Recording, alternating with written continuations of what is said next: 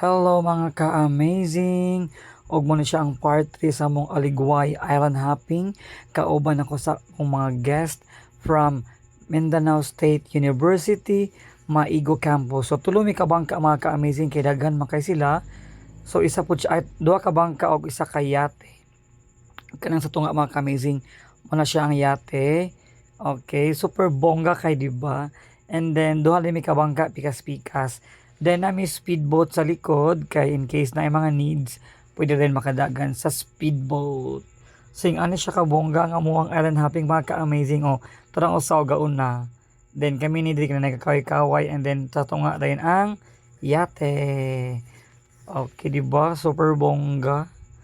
So man siya mga ka-amazing padulong mi karon sa Aligway Island kay mag ligo mi dito at the same time mag team building sila.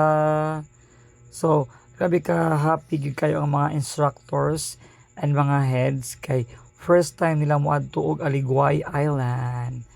So kani nga panahon gigrasyahan gid mi mga ka-amazing kay okay kayo ang panahon dili kay dagko ang balod.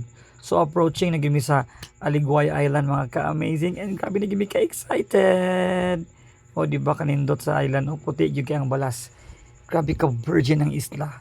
Si Ma'am Pak, aura-aura li si Ma'am oy. Wa nagpapugong kana pictorial pa mo bahala gapit mga hulog diha. Char lang. So man siya mga ka-amazing duol na jud kay mi sa Aligway Island. So kaambak ko na bisag lawom pa kaambak ko na gid ang tanan ani. O di ba?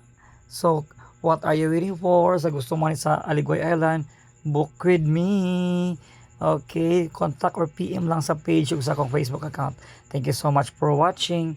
God bless us all mga ka-amazing.